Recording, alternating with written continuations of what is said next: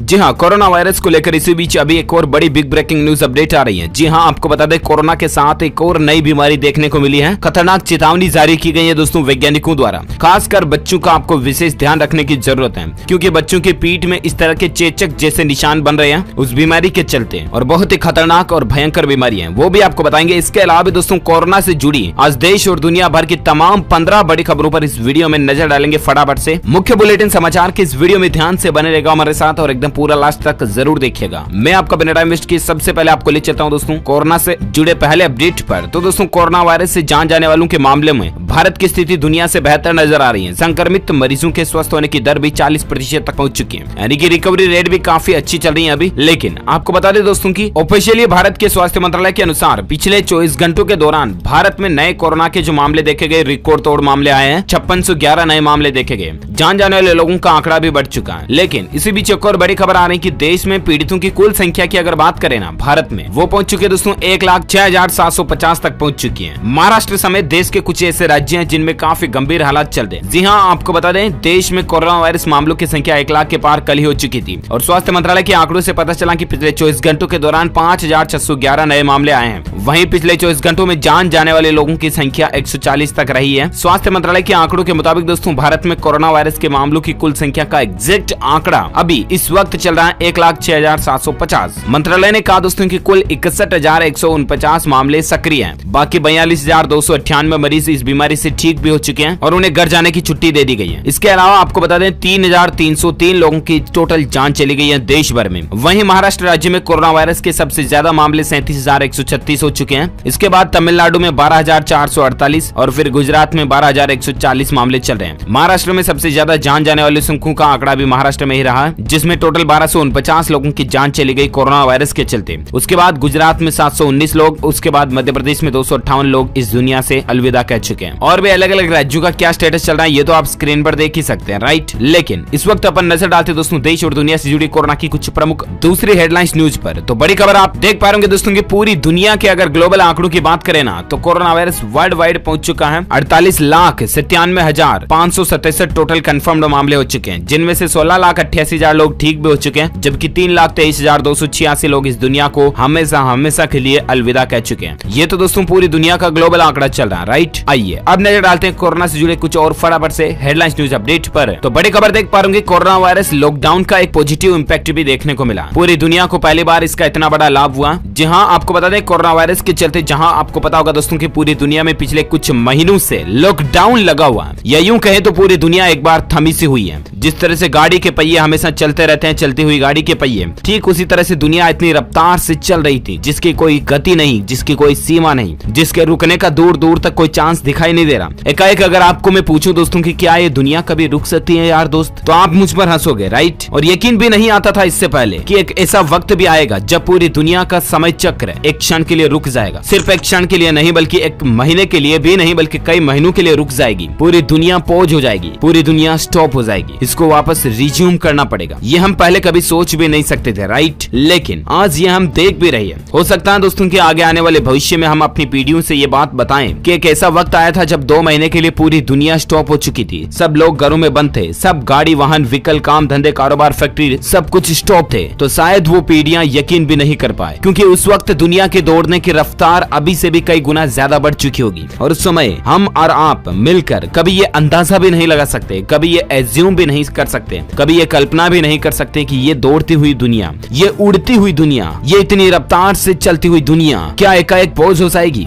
यकीन करना भी मुश्किल है, राइट। लेकिन आज हम ये वक्त देख रहे हैं, और इसी वक्त के दौर में दोस्तों इस दुनिया को एक बड़ा फायदा हुआ। पता है क्या? तो दरअसल दोस्तों जब से लॉकडाउन हुआ ना, एक वैज्ञानिकों की स्टडी के मुताबिक दुनिया भर में कार्बन की मात्रा में करीब 17% की गिरावट आई है। पत्रिका नेचर क्लाइमेट चेंज में छपी एक स्टडी के मुताबिक वैश्विक महामारी कोरोना वायरस को फैलने से रोकने के लिए लगाए गए लॉकडाउन का बेहतरीन परिणाम सामने आया, और वो ये कि पिछले महीने दुनिया भर में कार्बन डाइऑक्साइड के उत्सर्जन में 17% तक की कमी देखी गई है। और खास बात यह है कि यह द्वितीय विश्व युद्ध के बाद से कार्बन उत्सर्जन में सबसे बड़ी गिरावट है। वैज्ञानिकों का तो यहाँ तक कि मानना दोस्तों कि इससे जनजीवन सामान्य होगा। वैज्ञानिकों के मुताबिक बेशक जलवायु परिवर्तन के संदर्भ में प्रदूषण में थोड़े समय के लिए कमी आई है। हालांकि ये कमी समुद्र में एक बूंद के समान होगी, लेकिन फिर भी इसका पॉजिटिव इंपैक्ट जरूर मिलेगा। कोरोना वायरस वैश्विक महामारी के दौरान कार्बन डाइऑक्साइड उत्सर्जन के अध्ययन में वैज्ञानिकों की टीम ने आकलन किया दोस्तों दोस्तों की प्रदूषण का स्तर कम हो रहा है और इस साल ये 4 से 7% के बीच रहेगा, जो कि बीते साल की तुलना में बेहद कम है। तो ये तो रही दोस्तों कोरोना वायरस के एक पॉजिटिव इंपैक्ट की बात है जो लॉकडाउन के दौरान हमें देखने को मिली। इसके अलावा अगली बड़ी हेडलाइंस न्यूज आप देख सकते हैं कि चीन इटली से भी ज्यादा घातक भारतीय वायरस, सीमा विवाद के बाद कोरोना फैलाने के आरोप पर नेपाली पीएम का हमला। जहां भारतीय क्षेत्र के कुछ हिस्से पर दोस्तों नए नक्शे में अपना दावा ठोकने के बाद नेपाली प्रधानमंत्री केपी ओली ने भारत के खिलाफ अब आक्रामक बयानबाजी की है। नेपाली संसद में दिए एक भाषण में उन्होंने कहा कि चीन और इटली की तुलना में भारत का वायरस अधिक घातक लगता है। उन्होंने नेपाल में कोरोना वायरस महामारी फैलने के लिए भारत को दोषी ठहराया। अब ये देखिए नेपाल की हालत, सर्दी ऋतु में तो हमारे इधर आकर के दोस्तों जर्सी टोपा स्वेटर बेचते हैं और अब भारत पर ही इल्जाम लगा रहे हैं। ससुरे जिस खाले में था, एक सेकंड गलत हो गया, ससुरे जिस थाली में खाते है उसी में छेद कर रहे हैं। गलत बात है ना दोस्तों, भारत पर आरोप लगा रहे साले, गलत बात है, बिल्कुल गलत बात। मैं एक भारतीय नागरिक होने के नाते कभी ये स्वीकार नहीं कर सकता कि भारत किसी देश में फैले कोरोना वायरस का जिम्मेदार हो सकता है, कभी नहीं। भारत तो और उल्टी दुनिया की हेल्प कर रहा है यार। कितनी हाइड्रोक्सीक्लोरोक्विन दवाओं की सप्लाई भारत ने की, एक्सपोर्ट के नियमों को बदला, एक्सपोर्ट बंद पड़ा था उसको वापस चालू किया, निर्यात को खोला और हाइड्रोक्सीक्लोरोक्विन जैसी जीवन जेवड़ी दवाओं को भारत ने दुनिया के कई देशों में सप्लाई किया। और भला भारत कैसे किसी देश में फैले कोरोना वायरस का जिम्मेवार हो सकता है, कभी नहीं। अगर आप एक सच्चे भारतीय नागरिक है दोस्तों तो इसी बात पे सपोर्ट पे एक लाइक तो बनता है। फटाफट से एक लाइक कीजिए दिल से। आपका एक प्यार भरा लाइक दोस्तों मुझे एक देश प्रेम की भावना में सांस देता है, तो एक लाइक बनता है। चलिए अपन आगे बढ़ते हैं अगले अपडेट में दोस्तों। तो हिमाचल प्रदेश को लेकर कोरोना वायरस का लाइव अपडेट आप देख सकते हैं। 100 के पार पहुंच चुका आंकड़ा। कांगड़ा और कुल्लू के अंदर 12 लोग कोरोना पॉजिटिव आज और देखे गए। हिमाचल प्रदेश राज्य की बात है ना। अच्छा, कुछ और राज्यों पर फटाफट से नजर डाले दोस्तों। तो महाराष्ट्र मुंबई के धारावी में आज 25 और नए मामले देखे गए। संक्रमितों की संख्या 1378 पहुंच चुकी है। इसके अलावा बिहार में कोरोना पॉजिटिव मरीज टोटल 1600 के पार पहुंच चुके हैं। 24 घंटे में मिले 112 नए कोविड-19 के संक्रमित मरीज। और एक अपडेट देख सकते हैं, हरियाणा के गुरुग्राम में कोरोना के 6 नए मामले देखे गए। संक्रमितों की संख्या 970 पहुंच चुकी है। सरकार ने वापस लिया अंतर्राज्यीय बस सेवा शुरू करने का फैसला भी वापस ले लिया। हाल ही में आपको पता होगा सरकार ने लॉकडाउन 4 के नियमों के दौरान ये खुल कर दी थी कि राज्य सरकारों के पास ये अधिकार होंगे जिसके तहत अगर दोनों राज्य सहमत हैं तो उन दोनों राज्यों के बीच बस सेवाएं चल पाएंगी। लेकिन ऐसा ही फैसला हरियाणा राज्य ने वापस ले लिया। ठीक है। अच्छा, और एक अपडेट देख सकते हैं दोस्तों की चीन के वैज्ञानिकों ने दावा किया कि बिना वैक्सीन के भी खत्म हो सकेगी कोरोना वायरस की महामारी। जहां चीन में दोस्तों एक लेबोरेटरी में ऐसी दवा विकसित की जा रही है जिसके बारे में ये दावा किया जा रहा है कि कोरोना वायरस महामारी को रोक सकती है। वैज्ञानिकों को यह दावा है दोस्तों कि बिना वैक्सीन के भी वो दवाई कोरोना का इलाज करने में संभव हो सकती है। दुनिया भर में फैलने से पहले पिछले साल के अंत में चीन में इसका प्रकोप सामने आया था, जिसके बाद इसके इलाज और वैक्सीन खोजने के लिए दुनिया भर के देश लग गए। शोधकर्ताओं का तो ये भी कहना है कि चीन के प्रतिष्ठित पेकिंग विश्वविद्यालय में वैज्ञानिकों द्वारा ट्रायल की जा रही एक दवा न केवल संक्रमित लोगों के लिए रिकवरिंग समय को कम कर सकती है बल्कि वायरस से शॉर्ट टर्म में इम्यूनिटी भी दे सकती है। जी हाँ, यूनिवर्सिटी के Beijing advanced innovation centre for genomics के निदेशक सुनिनी जी ने एएफपी को बताया दोस्तों की ट्रायल फेज में दवा पशु पर सफल रही है। जी ने बताया कि हम संक्रमित चूहों में न्यूट्रलाइजिंग एंटीबॉडीज को इंजेक्ट किए तो 5 दिनों के बाद वायरल लोड 2500 के कारक से कम हो गया। इसका मतलब ये कि संभावित दवा का चिकित्सकीय प्रभाव दिख रहा, बीमारी का संभावित इलाज और रिकवर होने का समय कम हो रहा। और अब देखते हैं आखिर कब तक ये दवाई ग्लोबली रूप से देखने को मिलती है दुनिया में। जिस दिन दोस्तों कोरोना वायरस की दवाई बन जाएगी ना, इस दुनिया की सबसे बड़ी खोज मानी जाएगी। आज हमने इतनी मिसाइलें, इतने हाइड्रोजन परमाणु बम वगैरह बना लिए। आज हमने टेक्नोलॉजी का इतना विस्तार कर लिया, सुपर कंप्यूटर से लेकर मोबाइल फोन आपके हाथों में कंप्यूटर की तरह बनकर आ गए। लेकिन जरा सोचिए, आंखों से भी ना देखे जा सकने वाले वायरस को मारने की दवाई अभी तक हम नहीं बना सके। क्यों? आखिर आज हमारे विज्ञान इतनी विकसित हो चुकी है कि ब्रह्मांड में किसी ग्रह को भी हम मिसाइलों के द्वारा खत्म कर सकते हैं। किसी बड़े ग्रह के टुकड़े टुकड़े कर सकते हैं, चकनाचूर उसे कर सकते हैं। लेकिन इतने बड़े विशाल ग्रह को, इतने बड़े विशाल ऑब्जेक्ट को मार सकने वाली विज्ञान आज कहां गई, जो इतने मासूम से माइक्रो डॉट से भी छोटे वायरस को खत्म नहीं कर सकती है। ये अपने आप में दोस्तों आज की हमारी साइंस के लिए एक बड़ा प्रश्नवाचक चिन्ह खड़ा करती है। लेकिन ऐसी कोई बात नहीं है, दुनिया भर के वैज्ञानिक इस रिसर्च में जुटे हुए हैं और हम सभी को बेसब्री से इंतजार है कि कब तक आखिर कोरोना की दवाई हमें देखने को मिले। और कोई नया अपडेट आएगा तो मैं आपको जरूर बताऊंगा DLS न्यूज के ऊपर। फिलहाल अपन आगे बढ़ते हैं। अगली खबर में देख पाएंगे कि दोस्तों लाइव अपडेट आ रहा, कोरोना वायरस को लेकर 25 मई से घरेलू उड़ानें शुरू हो जाएगी। केंद्रीय मंत्री हरदीप पुरी की तरफ से ये बयान निकल कर आ रहा है। इसका डिटेल जानकारी हम आपको टुडे ब्रेकिंग न्यूज के नेक्स्ट अपडेट वीडियो में जरूर देंगे। फिलहाल अगला अपडेट देख सकते हैं, राजस्थान राज्य में कोरोना के 61 नए मामले देखे गए हैं। संक्रमित मरीजों की संख्या 5906 हो गई है। राज्य में 2409 एक्टिव केस अभी भी बाकी है। और एक अपडेट देख सकते हैं, देश में प्रति लाख जनसंख्या में केवल 7.9 लोग ही कोरोना से प्रभावित हैं। स्वास्थ्य मंत्रालय की तरफ से ये बयान निकल कर आ रहा है। जी हाँ, स्वास्थ्य मंत्रालय के संयुक्त सचिव लव अग्रवाल ने बताया दोस्तों कि यदि विश्व की कुल जनसंख्या को ध्यान में रखा जाए ना, तो कोरोना वायरस के कारण प्रति लाख जनसंख्या पर 62 लोग प्रभावित हुए हैं। और वहीं भारत में देश की प्रति लाख जनसंख्या पर केवल 7.9 लोग ही कोरोना वायरस से प्रभावित हुए हैं। इसके साथ ही उन्होंने बताया कि कोरोना के कारण दुनिया भर में प्रति लाख आबादी पर 4.2 लोगों की जान गई है। वहीं भारत में ये प्रति लाख जनसंख्या पर केवल 0.2 2 लोग ही हैं। इन आंकड़ों से एटलीस्ट ये पता चलता है दोस्तों कि देश के दूसरे देशों की तुलना में या दुनिया में फैले कोरोना वायरस की तुलना में भारत की स्थिति बेहद अच्छी चल रही है और उम्मीद है कि हम बहुत जल्द इससे लड़ाई करके उबर भी जाएंगे। वो ओला उबर वाला उबर नहीं, मतलब इस बीमारी से लड़कर बाहर निकल जाएंगे, जीत जाएंगे, ऐसा ना। अगला अपडेट देख सकते हैं दोस्तों की सीएम योगी जिस शख्स का पूछते हैं हालचाल, उसकी चौथी कोरोना रिपोर्ट भी पॉजिटिव देखने को मिली है। जी हाँ, आपको बता दें उत्तर प्रदेश के मुख्यमंत्री योगी आदित्यनाथ को लेकर एक बड़ी खबर है। गोरखपुर जिले के उर्वा के हाटा बुजुर्ग के रहने वाले शख्स की रिपोर्ट बार बार पॉजिटिव आ रही है। इसे लेकर डॉक्टर भी चिंतित हैं। अब तक 4 बार उसका नमूना लिया गया है, चारों रिपोर्ट पॉजिटिव आई है। बता दें कि सीएम योगी आदित्यनाथ भी उसका रोज हालचाल लेते हैं। उसे बीआरडी में भर्ती हुए 25